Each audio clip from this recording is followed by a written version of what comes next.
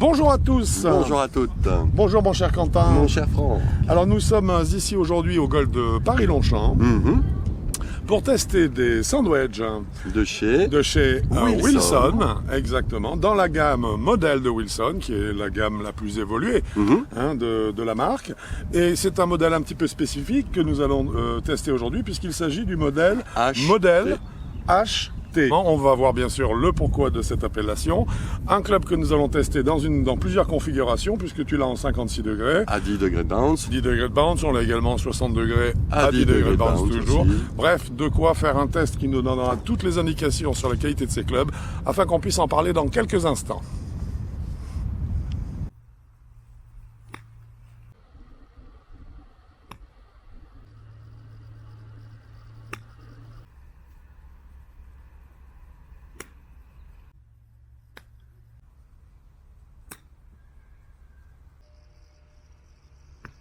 Eh bien, avant de rentrer dans la notation précise du club, nous allons commencer par voir un petit peu son architecture, voir comment est-ce qu'elle est construite, les matériaux employés. Ensuite, nous attaquerons bien sûr l'appréciation que nous avons eue de ce wedge. De ce sandwich. Nous sommes ici avec cette tête. Vas-y, raconte-nous un petit peu déjà. C'est une tête acier inox en 431 et qui aussi est un peu plus grande que la standard, c'est-à-dire que le haut de la tête de club ici, il y a un peu de rajout sur la tête de club. Normalement, ça devrait être un poil plus petit en standard, mais là, voilà, ça permet justement de laisser le sable, on va dire, s'échapper gentiment du club dans les bunkers. On a la forme classique du heel toe également, c'est-à-dire avec une pointe qui est très haute, ici, toujours pareil, dans l'idée d'évacuer le sable au maximum et surtout de pouvoir mettre un maximum de spin à la balle, puisque ce sont des coups que l'on va faire avec ce club qui sont principalement des sorties de bunker, c'est un club qui est taillé pour. C'est taillé, voilà. La sortie de bunker se percute, on le sait, d'une façon globale dans un plan un peu extérieur-intérieur, qui fait que la balle dégage vers la pointe du club après la zone d'impact. Donc forcément, c'est cette partie de pointe de club qui a été rallongée pour améliorer un peu le spin. Maximiser exactement l'effet de spin. En dehors de ça, dis-moi un petit peu, mon cher Quentin. C'est une face qui est fraisée. Oui, alors ça se voit. Ah oui. À l'œil, quand on regarde de très près. Voilà. Et aussi, les stries ont été faits à la machine par un procédé qui s'appelle le Precision Mild. Voilà. Comme je le dis bien d'ailleurs. Formidable. C'est important ce fraisage parce qu'on voit qu'il recouvre non seulement le fraisage mais également les stries ici. Les stries que l'on voit, recouvrent la totalité de la face de club puisqu'on les retrouve également ici en partie pointe. Un hosel qui est travaillé de façon traditionnelle. On retrouve à nouveau les poinçons, ça on aime bien. Tout comme on retrouve également en dessous de tête le point qui symbolise en fait la traversée du shaft, puisque à l'époque les shafts étaient traversants. Aujourd'hui, ça n'a plus qu'une vocation esthétique. Exactement. Mais c'est sympa de le retrouver. En tout cas, ça donne un look assez agréable. Et puis on note bien sûr aussi, c'est assez rare sur les wedges. On se retrouve ici avec deux petits trous en pointe et en talon. Dans la réalité, ils ne servent pas à l'équilibrage, ils ne sont pas suffisamment importants pour vraiment travailler sur l'équilibrage. Par contre, je dirais que peut-être encore en matière de poids, c'était une économie qui était intéressante à faire de façon équitable. Pour éviter d'avoir un poids trop important. Exactement. Donc un club un peu plus difficile à manipuler éventuellement. Exactement. Concernant ces matériaux, la seule question que l'on pouvait se poser et qu'on se pose forcément, c'est nous sommes sur de l'acier inox. Donc c'est un peu du moulé. Disons que c'est c'est ça. Donc c'est un acier. On peut pas le travailler. Ça va être très dur, le contact va être dur, donc on ne peut pas travailler. C'est un matériau qui est très résistant, et donc en fait on ne va pas pouvoir modifier le loft, ni le lie, ni le loft. Donc ce sont des clubs qui sont posés comme ça. Comme ils sont et qui doivent convenir tels quels. Voilà. Et puis, ils ne sont que pour les droitiers. Alors oui, et puis tant qu'on y est sur justement cette mécanique, et également on est sur je dirais des lofts qui sont réservés justement à ces coups de sortie de bunker, puisqu'il s'agit d'un wedge, ça il est important, je crois qu'on le précise tout de suite, qui est principalement là pour les sorties de bunker. Ça, c'est clair. C'est-à-dire qu'on le verra au chapitre suivant, qu'on va attaquer tout de suite. Les qualités mécaniques. Les qualités mécaniques, puisque nous rentrons donc dans une notation rapide, c'est-à-dire qualité mécanique d'un côté, qualité sensitive de l'autre. La première des qualités mécaniques, c'est bien sûr la qualité des matériaux. Et là-dessus, alors... Bah justement, comme c'est de l'acier inox, on l'a un petit peu minoré notre note, légèrement. Même si il est fait pour, hein, comme ça. C'est un club qui n'est pas à travailler, c'est pas fait pour, normalement, pour qu'on bidouille. C'est un club pour facile à jouer, normalement. Oui, et qui permet de faire sortir la balle toute seule du bunker. Donc, voilà. Le matériau est conçu pour. C'est ça, c'est conçu pour. Ça évite aussi un côté abrasif qui dénature trop rapidement souvent les stries, les grooves. Donc ça explique l'utilisation de ce matériau. Et alors au niveau donc de ces qualités toujours de matériaux, à préciser par contre, on est en qualité statique, pardon. En qualité statique, à préciser que ce club n'existe que en droitier et avec un nombre de loft restreint. Oui. Puisqu'en fait, on l'a en... Il n'y a que deux wedges en 56 et 60 degrés. Voilà, c'est la seule offre qui soit faite. Et en plus, à 10 degrés de bounce. C'est exactement ce que j'allais dire, puisque là, ça fait partie des qualités mécaniques importantes. On n'a qu'un seul bounce, qui est de 10 degrés, qui doit aller aussi bien au 56 qu'au 60 degrés. Voilà. Donc là, vraiment, tous les éléments sont concordants pour nous dire que c'est un club qui est fait pour les sorties de bunker. On parle de l'upshot, bien sûr, de Koulobé. Ça devient un petit peu quand même... ça demande des lies parfaits, dans la mesure où on a des semelles qui sont larges, parce que le club est fait pour les sorties de bunker dans un premier lieu.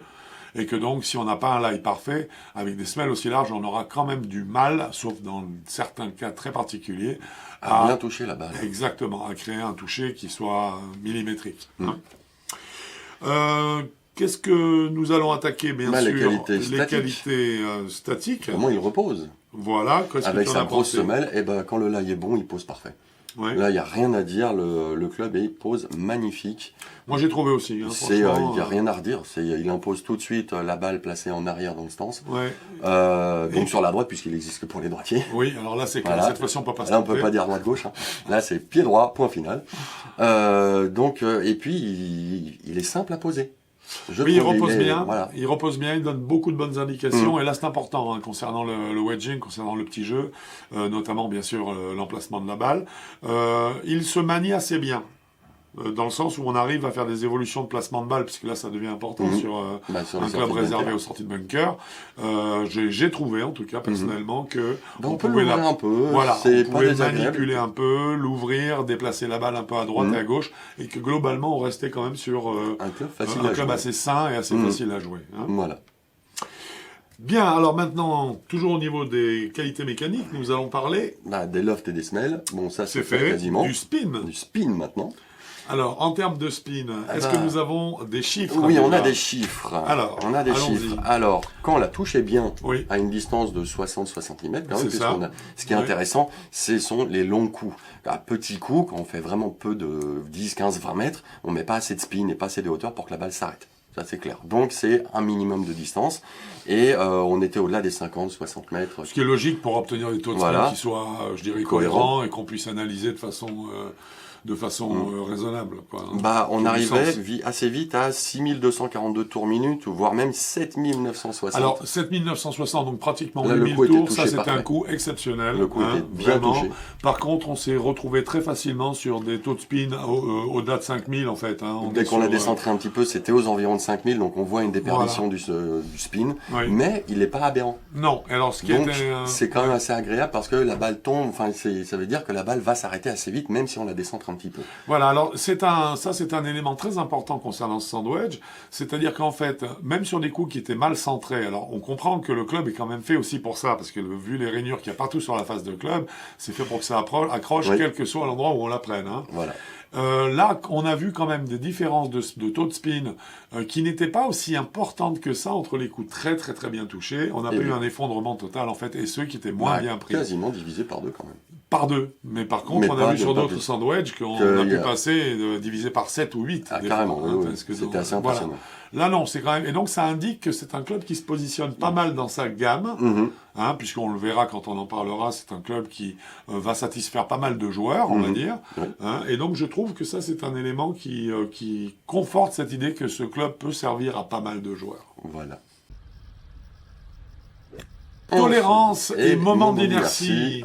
Et là, rien à redire. Là, j'avoue, ce club-là, il est tolérant, comme on l'a vu, avec le spin. Et puis, il est stable. Hein. On descend la balle. Très stable. Pas beaucoup. Hein. Et très intéressant, là encore, on retrouve un espèce de mariage entre différents points qui sont vraiment intéressants. C'est une quantité de moi qui fait que la résistance sur les coups décentrés est bonne. Ça nous ramène... Tu comprends ce que je veux dire? Complètement. Ça nous ramène au fraisage, ça nous ramène aux stries qui sont sur toute la face de club, ça nous ramène également à ce qu'on vient de dire sur le spin, des taux de spin qui restent quand même cohérents, corrects, même si la balle est un peu décentrée. Pourquoi? Justement parce que le moment d'inertie du club est bon. Et très fort. Et donc, ce qui fait que le décentrage n'est pas pénalisé. Donc, une fois de plus, un élément assez positif concernant ce wedge. Du coup, nous avons fait le tour des qualités mécaniques du club, et ce qui fait que nous lui attribuons à ce sujet-là 8,5 points sur les 10 possibles. Exactement.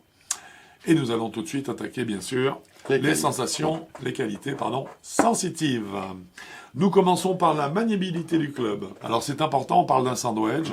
Qu'est-ce que tu en as pensé? Dis-moi. On peut le manipuler un petit peu, mais pas tant que ça, parce que justement, la semelle est immense. Elle est quand même assez large. Donc on peut pas le bidouiller un petit peu. On peut le faire un petit peu, mais pas beaucoup. Donc c'est pour ça que on est obligé de minorer un petit peu notre sensation là-dessus. Et puis le club est quand même assez traditionnel, moi je dirais, au niveau de son équilibrage. Il est assez traditionnel, même si j'ai eu l'impression d'avoir un petit peu plus de points en shaft qu'autre chose. Alors moi j'ai moins trouvé. Pour moi il était un peu centré shaft, centré haut. Moi je l'ai trouvé plus centré bas. Je l'ai trouvé en fait en équilibrage entre le centre, mais avec une bonne sensation de la tête de club, ce qui fait que je dirais plutôt centre-bas, quoi. Moi, j'ai senti la tête de... Pour moi, c'est quand on bougeait le club, c'est vrai qu'on sentait assez facilement la tête de club, mais pour moi, j'avais vraiment cette impression de rigidité en haut du manche. Donc moi ça m'a pas gêné, je trouvais c'était assez pas dire trop difficile à jouer. Ça ne peut pas être lié en tout cas à la qualité du manche. On l'a joué avec le wedge shaft, donc qui est prévu. À cet effet, c'est un Dynamic Gold. C'est un Dynamic Gold en SIF 300. Voilà. C'est un 120 grammes en SIF 300, c'est celui qu'on a testé. Et de toute façon, il faut du stiff sur les wedges, donc c'était un très bon choix. Moi, j'ai trouvé quand même on se rapprochait d'un équilibrage relativement traditionnel, et ça n'est pas du tout dit dans le sens passéiste, parce que en fait, moi, je l'aime beaucoup cet équilibrage-là, parce qu'il donne beaucoup de sensations, il est riche. Toi, l'équilibrage de tête, normalement, c'est quelque chose que tu adores. Oui, mais là, je l'ai senti pas assez lourde, justement. Alors toi, voilà, peut-être qu'il est peut-être plus centré que tu n'aimerais, en fait. Voilà. Alors pour moi, il est un peu plus bas que je n'aimerais, donc tu vois, ça c'est... À chacun ses sensations. Absolument. Maintenant, en termes de sensations, dis-moi, toucher de balle. Toucher de balle, là, justement, c'est là où on voit que l'acier inox, ça étouffe. C'est pas que ça étouffe un peu, mais ça minore les sensations. Oui, c'est ça. Alors, après, ça donne une facilité de jeu. Parce qu'on peut décentrer la balle facilement. Mais par contre, on décentre un tout petit peu par rapport au sweet spot. Je sais pas trop où c'était. C'était un peu délicat. On sentait quand même point tout talon, mais exactement où c'était. Oui, l'identification n'est pas parfaite. Non, elle n'est pas parfaite. Je pense que c'est lié au matériau. Moi, c'est lié au matériau, et puis c'est un toucher un peu doux. Moi, j'aime bien les touchés un peu plus francs. Alors, moi, non. Pour moi, c'était parfait en termes de qualité de toucher. Non, sinon, le toucher était là. Je l'ai pas trouvé doux du tout, en fait. Ah bon? Non. Moi, j'ai trouvé comme si, en fait, la balle avait un petit coussin, tout petit coussin qui faisait que la balle s'envolait délicatement. Moi, j'aime bien les toucher un peu plus secs. Oui, alors c'est peut-être plus lié à l'équilibrage général qui t'a donné cette sensation-là. Ah oui. C'est possible, c'est possible. Oui, c'est pas impossible du tout. Surtout si tu as trouvé que le point de flexion du manche était peut-être... peu trop haut. Un petit peu trop haut, exactement. Je me demande si c'est pas ça. Ah oui, c'est jouable, ça. C'est très dur. Oui, ça peut être ça. Plutôt. Mais sinon, pour moi, c'est pour ça que c'était pas feutré. Parce que cette douceur correspond davantage à de l'acier, tu vois. Du forgé, pardon. À du forgé. Et là, on est quand même sur de l'inox. Ça donne un contact un peu plus coquille d'œuf quand on percute la balle. Oui, moi, j'ai eu l'impression de douceur, justement. Ça veut dire que c'est un club, en tout cas, qui, a priori, est suffisamment sensible pour parler et parler beaucoup. Après, chacun l'interprète comme il veut, mais ça veut dire que c'est un club qui a quand même une certaine quantité de feedback. Pas mal. Oui. Écoute, si tu devais donc, puisque tu as 2 points et j'ai 2 points pour nos sensations personnelles, Quels sont les points forts pour toi et les points faibles de ce sandwich? Pour moi, le point fort, c'est qu'il est facile à jouer, il est rassurant. Il n'est pas inquiétant du tout. On n'a pas l'impression qu'on peut risquer un gros top. Non. Donc c'est ni un gros top ni une gratte parce que la semelle est tellement large que ça passe assez facilement. Donc voilà. Alors il faut pas prendre peur quand on dit ça. Hein. Ça n'est pas non plus une semelle de super game improver oversize. Non, c'est un truc qui facilite. C'est une semelle qui est un peu plus large. Qui est assez large parce qu'on est sur des lofts importants aussi. Ce sont des clubs qui déjà naturellement ont des semelles plus larges. Hein. Voilà. Et puis après moi c'est le toucher un peu doux. Entre guillemets, si on peut appeler ça un défaut, mais ça c'est un défaut personnel, parce que c'est juste une histoire de sensation. Donc moi j'ai trouvé le toucher un peu doux. Ok, moi j'ai trouvé qu'il était... moi je l'ai bien aimé ce sandwich en fait, je l'ai trouvé très rassurant comme tu l'as dit, hein, parce qu'en fait on a l'impression qu'il ne peut pas nous arriver grand chose voilà, ça c'est génial. Auquel on ne s'attend pas, hein, je veux dire pas du tout, donc il est très rassurant, ça c'est très agréable je trouve. J'ai aimé quand même sa réponse sur des coups lorsqu'on tente des variations de coups sur des chips par exemple un petit peu avec un petit peu d'effet de fade, des chips un peu plus haut en jouant plus sur la neutralité du loft, en essayant de varier un peu, j'ai trouvé que le club reproduisait bien les changements de trajectoire liés à ces changements de technique qu'on a pu essayer en les testant. Ça, j'ai bien aimé. Pour moi, ça veut dire que c'est un club qui a pas mal de coups dans sa botte. Hein, c'est un club avec lequel on peut faire pas mal de choses. On peut travailler un petit peu. Moi, ce qui le minore un petit peu, c'est que j'ai pas estimé que les taux de backspin étaient délirants. Mais ça, moi, je l'attribue à la dureté du matériau, en fait, parce qu'on retombe sur l'inox. C'est peut-être ça qui est en fait mon plus gros reproche sur ce club-là, c'est que j'aurais aimé le même, parce qu'en plus ils sont très beaux, il faut le dire, au niveau visuel, c'est vrai. Hein. Très joli. Ce que j'aurais aimé le même en fait en 100% forgé. Là, ça, j'aurais adoré en full body, acier 1020 ou 1025, ça aurait été un régal. Ça n'est pas le choix du fabricant.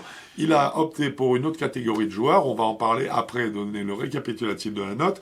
Déjà sur 10. Voilà, donc déjà sur 10 au niveau des qualités sensitives, nous les avons attribué 8 points. Voilà. C'est propre. Ce qui nous donne une note totale pour ce sandwich Haito de 16,5. La gamme de joueurs maintenant. On en a pas mal discuté et... Oui. Et on pense que c'est quand même plutôt 12,36. Ça nous semble... logique. Après, j'irais peut-être un petit peu plus que 36, parce que c'est quasiment un premier wedge qu'on peut acheter, tellement il est facile pour les sorties de bunker. Alors moi, je trouve qu'au-dessus de 36, il y a plus simple pour sortir des bunkers. Oui, c'est vrai, il y en a d'autres qui sont plus à ce moment-là, tu vois ce que je veux dire, c'est pas celui-là que je vais recommander. Notre véritable question, ça a été jusqu'à 12. Ou en dessous. Ou en dessous, jusqu'à 6 éventuellement. Et en fait... comme il n'y a pas de 52... Alors, premièrement, non, mais c'est un club, tu sais, qui est vraiment conçu comme un club de sortie de bunker. Voilà. Il faut le prendre comme ça. Donc, à partir de là même, on estime que en dessous de 12, probablement le joueur ira vers un forgé, pur forgé, quoi, un full body. Pour pouvoir le travailler. Pour la travailler encore plus. Quitte à ce que le club le permette, autant y aller jusqu'au bout, aller à fond. Et là, c'est le cas. Donc, moi, je pense que c'est plutôt là que ça se situe, en fait. Hein. On est d'accord là-dessus. Et donc 12, parce qu'à 12, on commence aussi à pouvoir tenter des coups de wedge un petit peu différents. Et là, le club s'y prête et il répondra très bien. Donc 12,36, ça nous a paru tout à fait légitime. Voilà. Le prix de ce sandwich, mon cher Quentin? En acier, il est à 140 € et en carbone, il est à 150 €. Voilà, alors vous savez que nous sommes tout à fait opposés d'une façon générale au wedge avec des manches carbone, sauf dans le cas où on utilise ces sandwichs avec un besoin de distance, ça peut être le cas du gap wedge par exemple, mais là c'est pas le cas, puisqu'on parle d'un pur sandwich. Pur sandwich, 56-60 degrés de loft. Voilà. En dehors de ça, sinon, nous recommandons de l'acier. Là, je trouve que le choix du manche et sa rigidité convient très très bien. Logique. Voilà, elle est logique, elle convient bien. Je trouve, juste dernier point, que 140 € acier, puisqu'on vient de donner 150 graphite, je trouve ça vraiment très... C'est pas excessif du tout. Hein. Ouais. Très bien.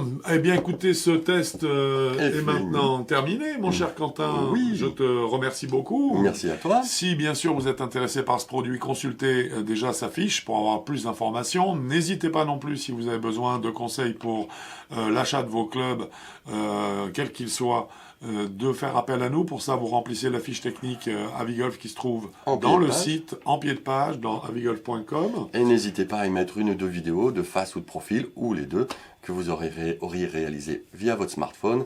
Comme ça nous permet vraiment d'être le plus pointu possible. Exact. Pour être informé de nos derniers tests, vous vous abonnez et ça se trouve où? Là. Là, exactement voilà. là. Ça se trouve là. Si vous avez aimé la vidéo, n'hésitez pas à mettre les petits pouces. Voilà. Et elle est dorénavant terminée. Voilà. Merci beaucoup, Quentin. C'est un plaisir. À bientôt merci sur à un toi. parcours, c'est sûr. Ou sur avigolf.com. C'est sûr aussi. Bon golf à vous. Au revoir.